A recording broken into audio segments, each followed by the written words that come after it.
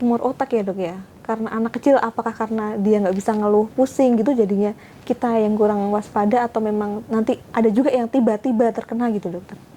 Jadi tumor otak itu sebenarnya suatu jenis kanker yang paling tricky, di mana dia gejalanya muncul karena dia sudah mengalami peningkatan tekanan di dalam kepala yang cukup signifikan untuk menimbulkan gejala.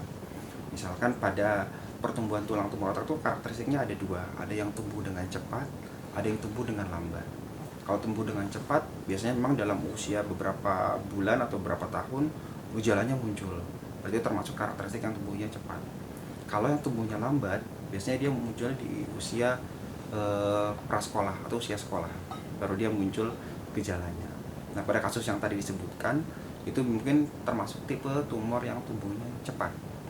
Nah, memang pada saat seperti itu biasanya gejalanya sudah cukup signifikan dan penanganannya memang harus segera, karena untuk menurunkan tekanan di dalam kepala. Karena sebenarnya tumor itu seharusnya tidak ada di sana. Ketika dia tumbuh dan berkembang, maka dia akan mendesak jaringan sehat di sekitarnya. Nah, itu yang menimbulkan gejala-gejala tadi seperti kejang, penurunan kesadaran, dan lain sebagainya. Saya kurang tahu waktu itu penanganannya seperti apa, tapi idealnya kita dengan gejala seperti itu memang dibuka kepalanya, diturunkan tekanannya, bisa dengan pemasangan selang untuk dekompresi namanya, atau dengan langsung diambil sedikit jaringannya.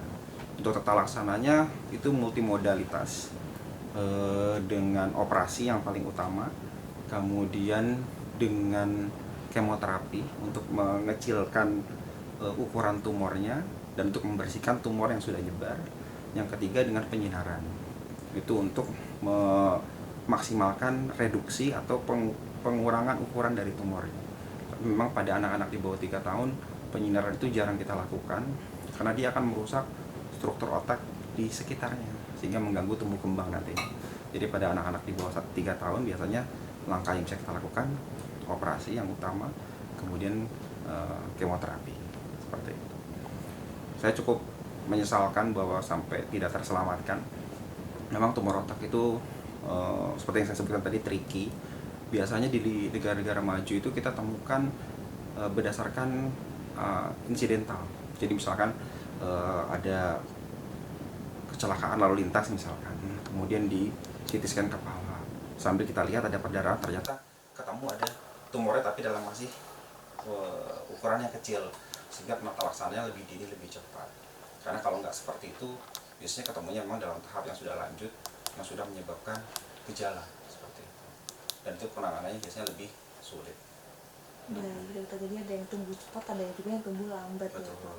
Download Tribun X sekarang, menghadirkan lokal menjadi Indonesia.